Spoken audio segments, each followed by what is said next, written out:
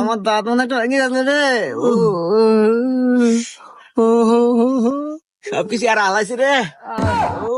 এই তোরা আমার গরুর ঘরে চুরি করে বেড়াচ্ছু, তা আবার দিনে দুপুরে?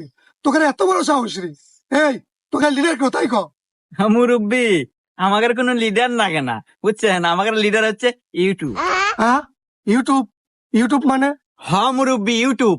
ক্যা আপনি কি জানেন না যে সকল কাজের সুপরামর্শ ইউটিউবে পাওয়া যায়? কেন রে ওস্তাদ?